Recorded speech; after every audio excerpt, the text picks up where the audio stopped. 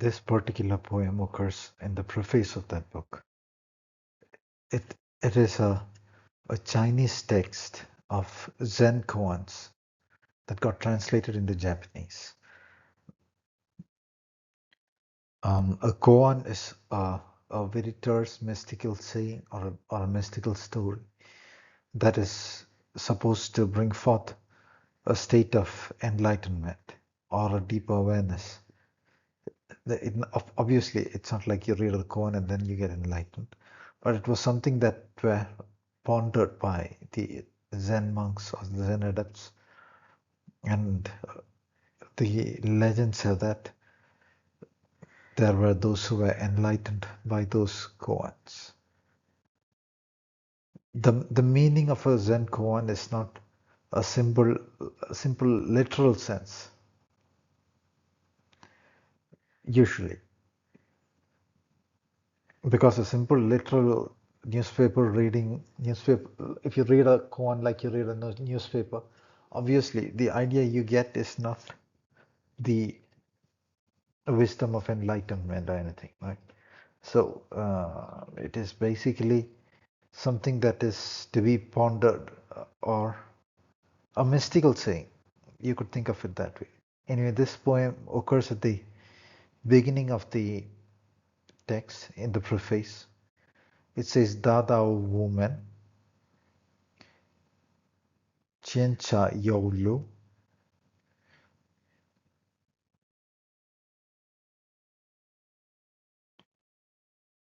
to the Guan chien kun do lu." I'll check the pronunciations and then read once more. Just a second. I don't remember how I read it, but I'll read it once more. "Da thou woman, chien cha yo lu, to the Guan chien kun do bu." It says, the first sentence could be read in different ways. Da thou, the great way. Woman. Woman could be read as has no gate. Wu could be read as void, zero, no. It is possibly a translation of the Shunyata, the zero system, the zero structure, which I was discussing in the previous talks that I uploaded on this channel. That particular structure, Wu, Dada woman, that particular structure is the gate into the great way. You could read it as that way. That is, Shunyata forms the entrance into the great way. It could also be read in a surface sense as Dada woman, the great way has no gate.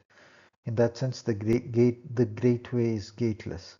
For most part, this translation is taken from an existing English translation of this particular text available in the public domain. You could just Google to find out which one. This text, I think, was written around 1,000 years ago in Chinese, and then got translated into Japanese and became famous in Japan. So the word Wu, I guess, became Mu in Japanese. So Japanese then speaks of Mu, while the original Chinese pronunciation of the word was Wu. So I'll stick to the pronunciation Wu, because that in a sense is more nearer the original writing, at least, if not a more primordial pronunciation of the same symbol. Debatably, I'm not saying one is more ancient than the other. Japanese sound is more ancient. I mean, Chinese sound is more ancient than Japanese or anything. Some sounds would have been better preserved in Japanese. Or perhaps these are two different views, as in the audio phonetic set in Chinese and the audio phonetics of Japanese form two different views into the same profound reality.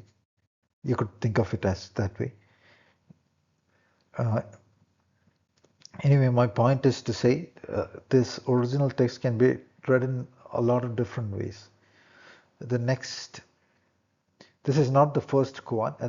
In the preface of this book, at the end of the preface is a passage. It's a it's a short poem. I'm reading the poem. Perhaps another occasion I could upload a full reading of this text, but I'm skipping the preface now and reading just the poem at the end and then going into the first koan. Chien Cha Yolo. It has 1,000 paths within it, approached in 1,000 ways.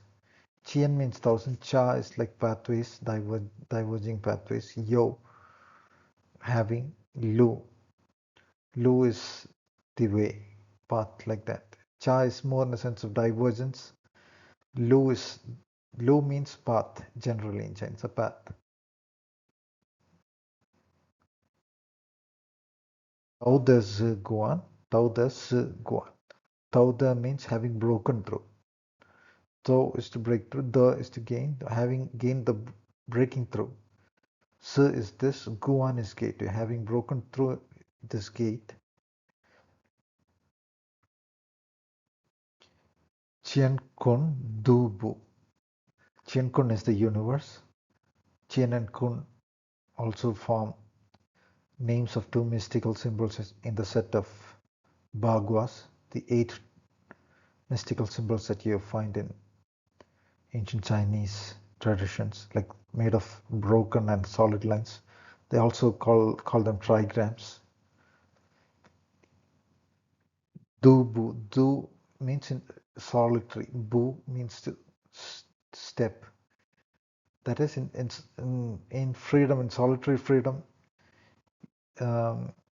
you roam the universe or stride through the universe, as this translation says. This is the symbol for Wu in Chinese. The symbol underneath is fire. Those 4 lines that you see is an abstraction of the symbol for fire. So in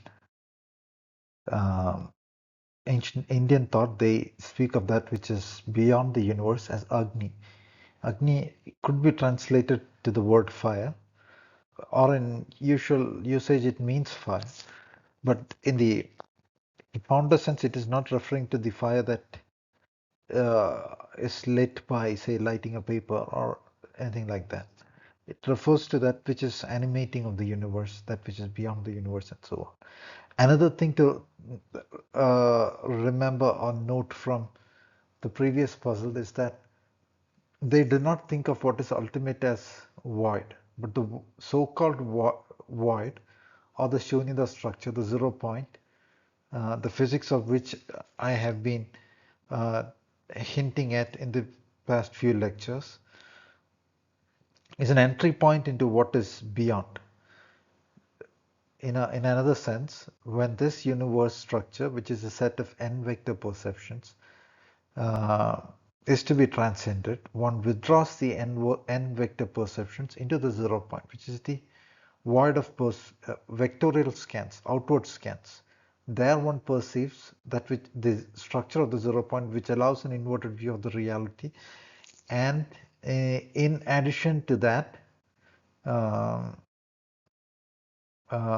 the ability to view what is beyond, the bliss of the beyond planes, the God planes, the Christic planes, or the plane from which the awareness has emerged, or whatever way you want to describe it. Different traditions have different names for it. So the awareness spark, the individual awareness spark, begins to experience that in addition to the outward reality. Within this structure, which allows for an inverted view of the inverted in the sense a mirrored view. So a property of the Shunyata structure is that once its full knowledge, awareness, and structuring, what was I saying? Once its full knowledge, once the awareness of its full knowledge and structuring is gained, it is possible to stay in the 0 point and experience in the universe. The Yoga Sutra says, and the Bhasha by Vyasa to the Yoga Sutra, the commentary by Vyasa to the Yoga Sutra says, and then there is no need for outward action. When the profoundest Anu, they use the word Anu. Anu has been translated into atom, but it is not the Western sense of the atom. It is more like the profoundest dimensional structuring is understood. There is no need for outward action. Outward action in the sense, it's a profounder sense. Staying in the 0 point, one is able to do. And like the Heart Sutra says, in the 0 point, there is no aging, there is no decay, there is no things of the sorts, right? By extension, there is no suffering, there is no path to the end of suffering. I think I've borrowed those phrases also from the Heart Sutra. You could do a Google and do a reading of the Heart Sutra. So that is the idea of the zero. By zero, when I say zero, I'm not implying a circle on paper, but I'm implying a structure. There's something more I wanted to say about the 0 point dynamics, but I tend to forget that now. What was it?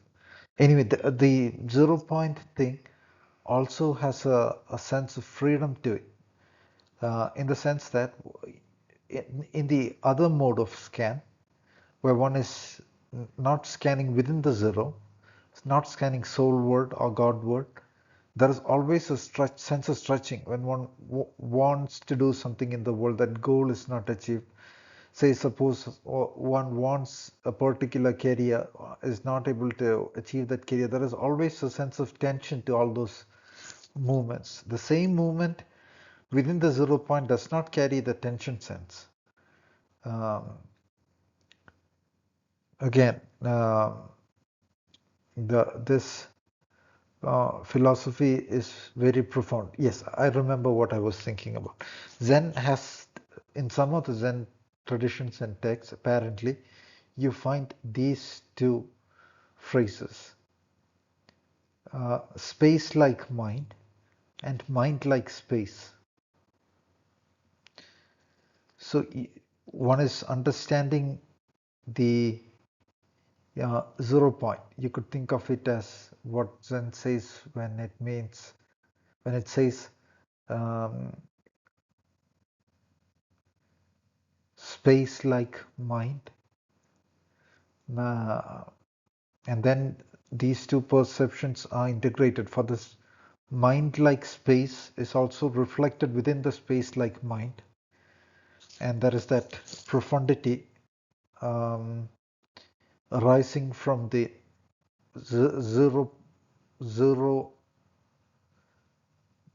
having entered the zero. That is, they use that phrase, right, in the previous poem, having entered Wu, the gate of Wu, the Wu Guan, having entered this space like mind, the movements of the mind are free of any form of distress, because the vectorial directions are all into that profundity. Every vector direction has a meaning sense. So you find the Bhagavas in the Chinese traditions. The Bhagavas are 2 power 3, made of broken and unbroken lines, 3 in number, so it has to be 2 power 3. It's therefore 8, and therefore ought to have an association with the number 8, and thus 4 times 2, the 4 dimensionalities, and because of the association and association with its meaning sense. Directionalities have a meaning sense. When one says above, when one says below, there is a meaning sense to it. the same way, the meaning sense of the directionalities within the zero is all, of course, it has different meanings, but the meaning sense has the soul sense imbued within it, soul and God sense, the God sense imbued within it. Uh, Depending upon your tradition, you could use different words for that which is uh, above the vibratory phenomenon. Words are vibrations. Uh, so they might, you could call it Christic planes. You could say uh, that which is above, beyond, that which is at the center, that which is viewed through the center of the Rosa Crossa, the the center of the cross, the symbolism of the cross, if you think of it as a withdrawal into the center, the directionalities, uh, withdrawing into the center, the heart of it. Of course, the 0 point perception uh, is a mathematical one.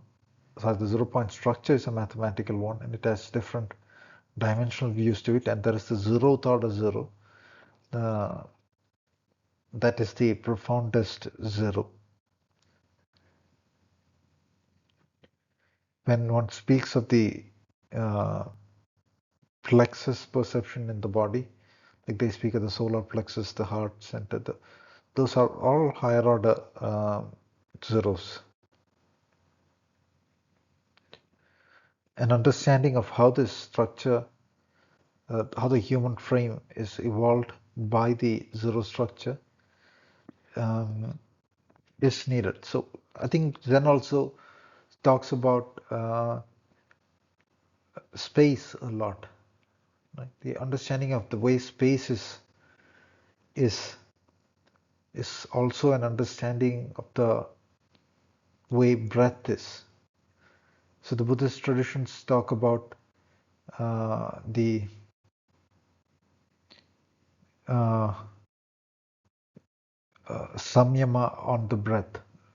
In Buddhist terminology, that would be samyama is Yoga Sutra terminology. Buddhist terminology, that would be um, vipassana and samadhi on the breath. That is dynamic meditation and focused meditation on the breath. So when this structure that we perceive as the dynamically moving breath, which is a scan of a structure, of a mathematical structure. When that structure is understood, space is understood. When space is understood by the awareness, it is able to wield its properties, including the properties of the zeroth order zero. And when space and the way vectorial dimensions are generated is understood, the awareness is able to go beyond as well. Because to understand, I'm trying to get what I say to break through another layer of programming that people get from the usual education. That usually the word understanding in education means you're reading something and then you're perfectly repeating it, or you're able to manipulate a set of symbols in a set of patterns consistent to a set of rules. That is not what is meant by understanding in a profounder sense as per all these ancient traditions. An understanding is to be able to directly understand. And an understanding emerges from the process um, of yoga or the process of Zen, the process of Buddhism, which all involve different forms of dynamic and focused meditation. Zen tends to focus more on a kind of dynamism, dynamic meditation. The idea of Zen is a Zen kind of idea in that it cannot be put into words. Zen describes itself as a tradition that is not of words. Zen is a transmission without words. So the idea has to be understood, awakened to, so to speak. And the phenomenon that is understood directly without an external source saying it is this way or that way. Uh, the knowledge system that is therein Buddhist traditions is described by those traditions um, as a signpost. Why a signpost is because that knowledge system is dealing with uh, the direct understanding, dealing with the science of direct understanding, and not with uh, the final, not with an expression of the final understanding itself. Just like Zen says, drawing from the Buddhist sutras themselves, that a finger pointing at the moon is not the moon.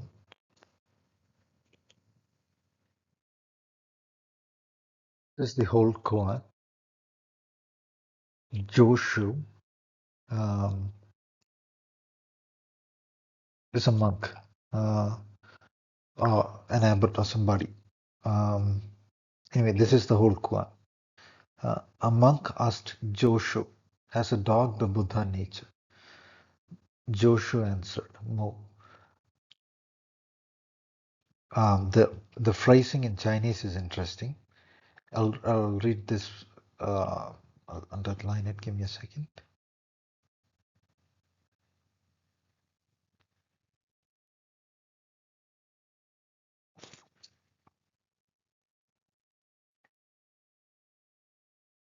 This is the whole koan. Joshu um, is a monk, uh, an abbot or somebody. Um, anyway, this is the whole koan. A monk asked Joshu, has a dog the Buddha nature? Joshu answered, no. The phrasing in Chinese is interesting. I'll read this. I'll underline it. Give me a second.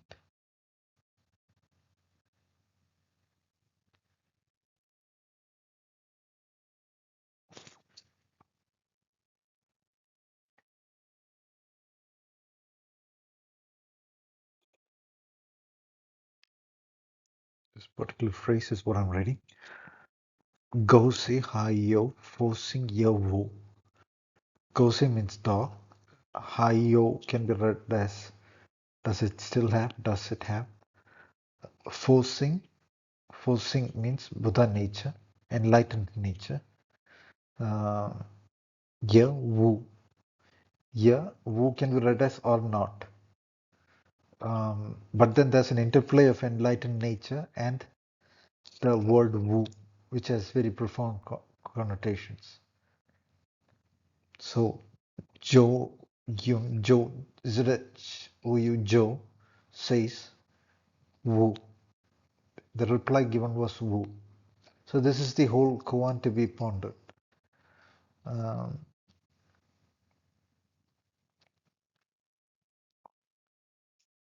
then follows a commentary on this by this particular author, by this 1,000-year-old Chinese text. That's what we'll read next in the next few slides. A commentary on this particular koan. The koan has these ideas in it. The text says, a man of determination will unflinchingly push his way straight forward, regardless of all dangers. Then even the eight-armed Nata cannot hinder him.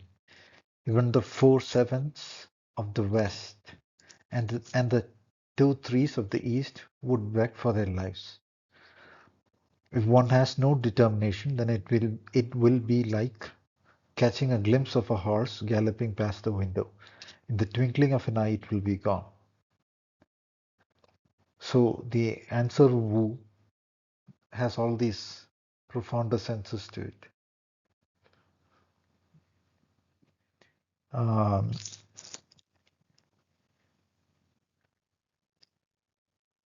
Wu is also the path in Zen Buddhism. At least this flavor of Zen Buddhism that is being discussed, you will find it being said in the next few slides. That Wu is also the path. So the phrasing forcing Ye Wu, that is enlightened nature, or Wu, void, nothing, is actually the experience of the path. Uh, the movement between the shunyata and that which is beyond, the perception of that which is beyond, the enlightening to that which is beyond, and the true nature of reality, and the nature of the awareness that is existing in this 0 point vectorial scan of reality.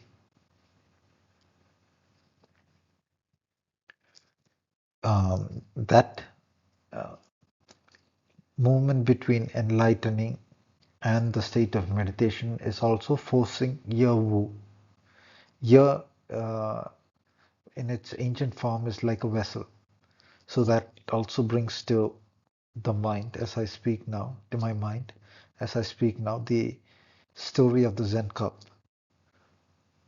that the wisdom has to be poured into the empty cup. There's a story somebody approaches a Zen monk and filled with all kinds of worldly knowledge and asks about the Zen wisdom. So the Zen master pours tea into a cup. The cup fills and he keeps on pouring. So the tea overflows. And when asked why he did that, he says it is because holding on to a narrow set of ideas and hoping to get a profounder wisdom is like that. Um, so you could read the real version, the full version of the story online somewhere. Do a Google. So again, forcing your Wu um, is, like I said, the experience in meditation, the experience when not in meditation, also in the Zen state, the experience of the Zen path, and the symbolism of the dog here uh, could also be profound, because the symbolism of the dog in various traditions has been used to suggest um, the devotion to the Lord, faith, and so on. A dog is an animal that has faith. So when the alchemists in Europe wanted to discuss things, not all alchemical traditions were the same, but at the same time, some were profoundly philosophical, some had very deep and true understandings, wanted to discuss their truths. They would use symbolism for various reasons. Um, One reason might have been the nature of the established religion, which wanted to prevent any other narrative. So they would use these symbols. So uh, an association the dog symbol has had in alchemical traditions is apparently one of faith. Devotion to the word. And those senses were present in the alchemical tradition. So here it might be symbolic of that dogged effort, which is why a man of determination will unflinchingly push his way straight forward, regardless of all dangers. Then even the eight-armed Nata cannot hinder him. Even the four sevens of the west and the two threes of the east would beg for their lives. If one has no determination, then it will be like catching a glimpse of a horse galloping past the window. In the twinkling of an eye, it will be gone. So one making the effort has Wu, that's for sure. Nothing was said about forcing or the enlightened nature. We'll see that. We'll see what the commentary says in a second. In a few slides, that is.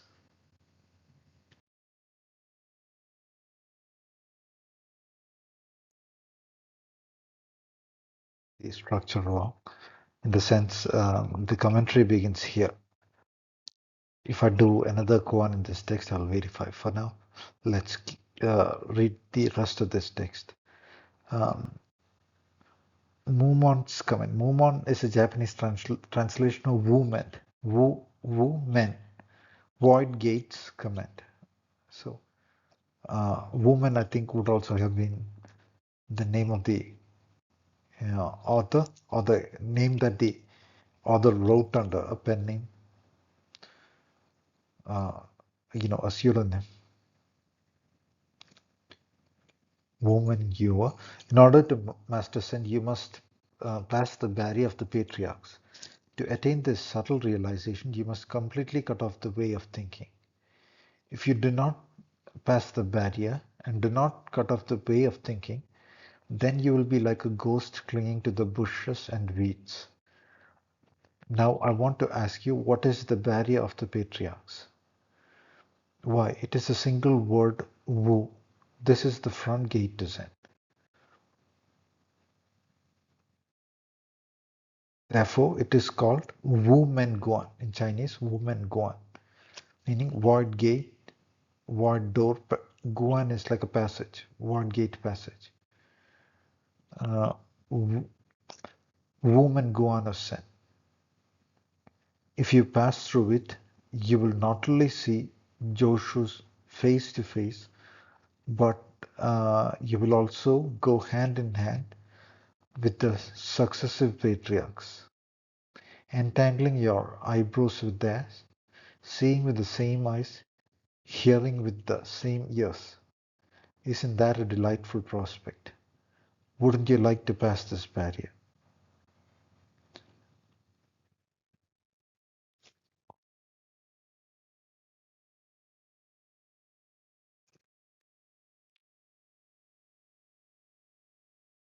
It is also described as the barrier of the patriarchs. Um, uh, there could be a profounder sense in that. Once you pass through the gate, you will see what the patriarchs saw directly. That this text says that. But at the same time, uh, the barrier of the patriarchs, in the sense of a barrier one has to get through, is spoken of. What might that be? That might be what the patriarchs verbalized in the Zen sense. Once it is put into words, it is a guidance, and also because it is only a verbal expression of that which is to be directly understood, it is in that sense,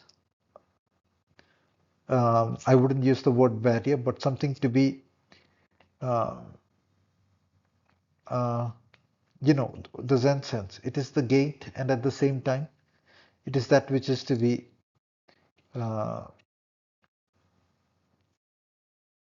in the words of this uh,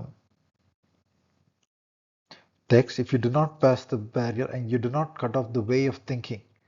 So one should not fall into a way of thinking from the words, thinking in the sense outward, just the superficial movement of the chitta, or the brain, the mind alone, without gaining a profound understanding. The words of the patriarchs can, when not understood profoundly, keep people in the ways of thinking. So if you do not pass through the barrier, I'm reading the translation of the second line, if you do not pass the barrier and do not cut off the way of thinking, then you will be like a ghost clinging to the bushes and weeds. So the word Wu itself is described as the barrier too. That is because a thinking oriented understanding of Wu is not the profounder understanding of Wu, the experiential understanding of Wu. Um, I'll suggest a few ideas that are found in ancient Buddhist traditions.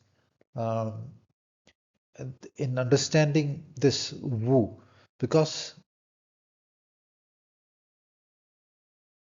assume the awareness is holding a particular sense. Assume the awareness is holding a particular sense, such as anger.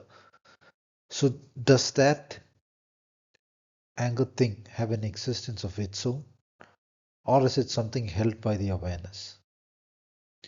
Does it have a soul of its own?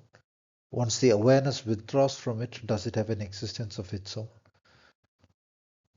If the answer is no from that analysis, it is then it then stands to reason that what the awareness holds and the existence of that held experiential thing are not two different things. The anchor did not have a soul of its own, right? It did not have an existence of its own. So in the Buddhist sense, in the sense spoken of in the Heart Sutra as well, everything is that way. It's not just anger. Assume a physical sensation, a sensation of pain or distress, and just for an instant, uh, try to withdraw the awareness from it, from that experience, and then try to prolong that experience of having withdrawn into a sense of ease. At that moment, that pain has disappeared. So the pain does not have an existence of its own, but for the awareness somehow led to repeatedly scan out that DNA pattern or the world DNA pattern, an aspect of the DNA pattern. The sense in which I use DNA is in the sense of the world code, uh,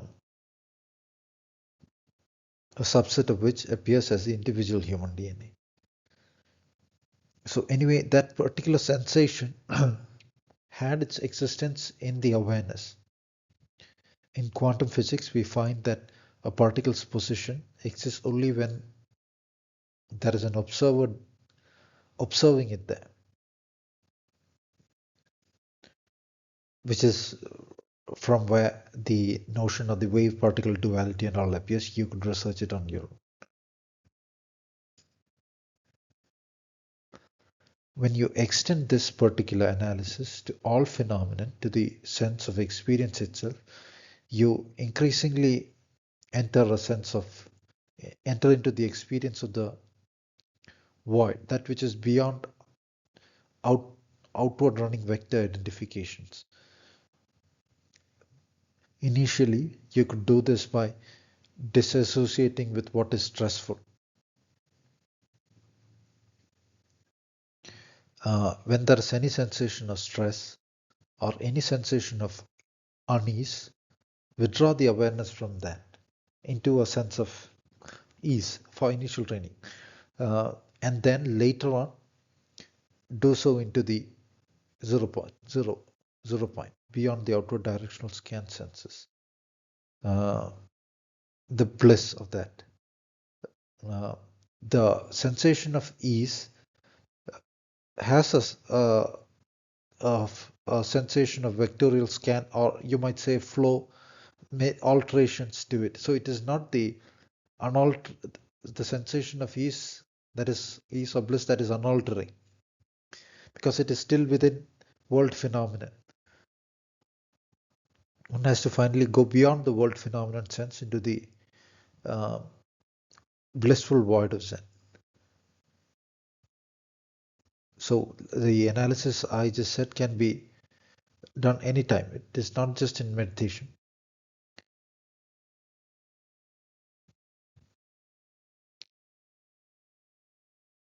Zen also, as I have said, um, understands space through the focus on breath, which is just to breathe into the lower abdomen space and watch the flow of the breath as one breathes into the lower abdomen space. It passes along the front of the body, enters the lower abdomen space. At a phase, you might find a sparking there, and the energy rises up along the body. But then that sense of outer and inner can also disappear as the awareness is on the lower abdomen space or on the breath itself. Uh, uh, so uh, the usually, if you analyze the breath itself, it is as if there are subtle perceptions in the breath. You might say the breath seemed to carry a lot of stress within it. Some people speak of breathing out the stressful whatever, but then those are just vectorial perceptions, right? Or the breath that one wants to focus on ultimately is that which is beyond all those sensations. You might think of it as the purest part of breath. Just to start with, you could try observing where the breath goes. Uh, it is beyond thoughts. You cannot trace where the breath goes or the origin of it into one's own life or whatever, or beyond the universe or whatever, as uh, within thought, within the surface set of thoughts. It is beyond emotions. It is free of emotions. It is free of the senses. So the breath is beyond all that. There is a view that the entire functioning of the universe could be thought of as an ether movement. It is a vectorial spin, but due to uh, irregularities in it at a plane, one can think of it as a flow. At a dimensional plane, one might think of it as a flow, and then the experience of it might be thought of as ether. Anyway, that together with the cycling scan along the dimensional domains appears as the sensation of the breath. So,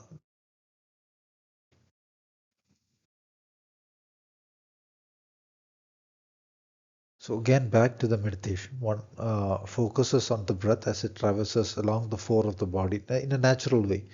I visualize it as in a kind of a curved way down into the lower abdomen space, and uh, stay focusing on the breath like that. So, because it is going uh, into the hara space, the lower abdomen space, the Japanese tradition calls it hara, hara. The 0 point awareness at the base of the spine is also there. One is not focusing in a narrow focused sense into the base of the spine. I think it's just on the breath, but the 0 point awareness is also there. And the something else I wanted to add. Okay, in the next slide, perhaps. This anchoring kind of focus into the zero space that arises from the breath into the hara is important in Zen, especially because Zen believes it is not possible to control thought with thought.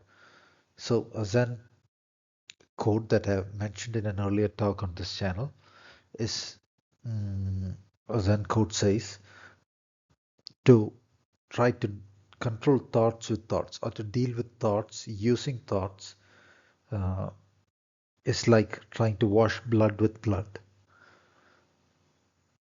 So the sense is, if you a lot of traditions and a lot of meditators try to do that, right? Trying to avoid thoughts. They again bring up thoughts, trying to avoid thoughts and so forth, uh, which is not the approach in Zen. The Zen approach is simple: focus on the breath. One style of it that I have described in the previous slide, attempted to describe in the previous slide at least.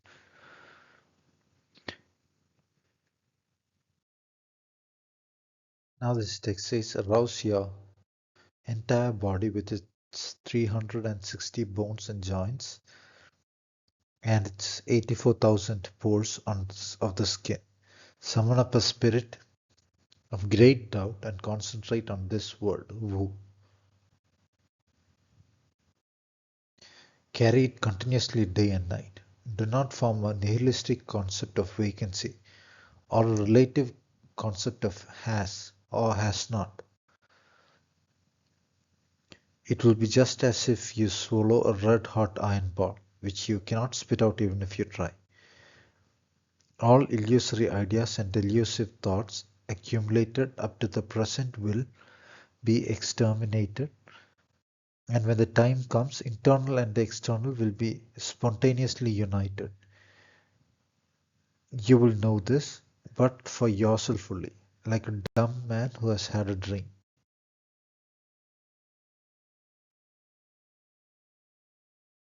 Then all of a sudden an explosive conversion will occur, and you will astonish the heaven and shake the earth.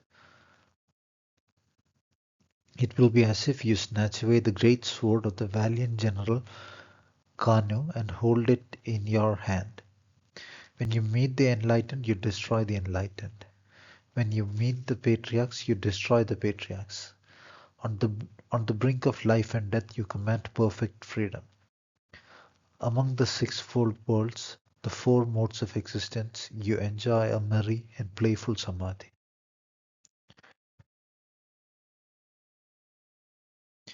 Now I want to ask you again, how will you carry it out? Employ every ounce of your energy and work on this. Woo. If you hold on without interruption, behold a single spark, and the holy candle is lit. Movement's verse.